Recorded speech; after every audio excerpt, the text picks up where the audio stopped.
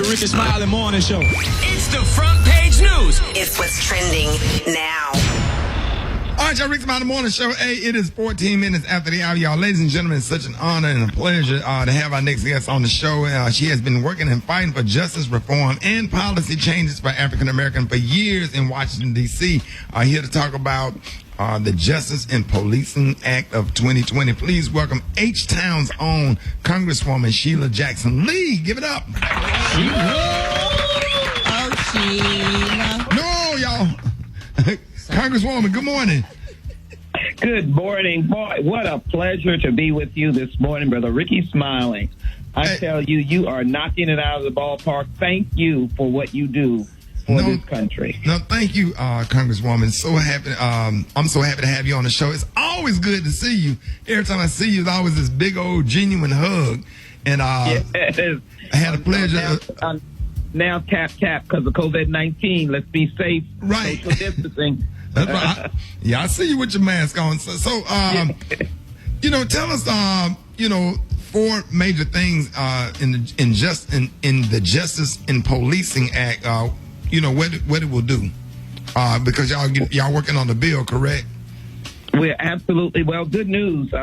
We acted on the legislation yesterday in the Judiciary Committee and passed a historic legislation that really so many of us have been working on for decades.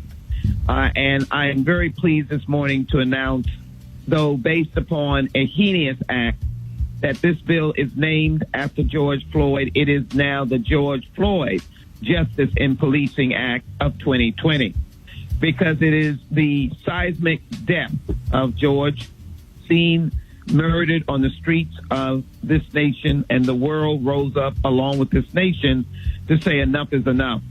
Violently killed by police brutality while he cried out, "I can't breathe." This legislation has been coming together for over a decade or more, since the death of Amadou Diablo in New York, and before. Rodney King did not die but was beat unmercifully. And so it's a combination of the work of the Congressional Black Caucus and Judiciary Committee. We thank them for their leadership.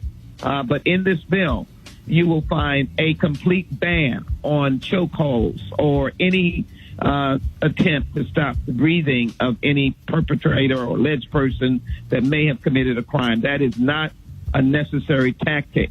And that's another point. There'll be retraining of police officers across the nation. 18,000 police departments. Most people don't realize that. They're not accredited. And so they need to be accredited. They're not accredited. You can stand up a police department next door in your house, and you will have to answer to no one. Just get a gun and walk around saying you're a police department. That's unacceptable in America. It is.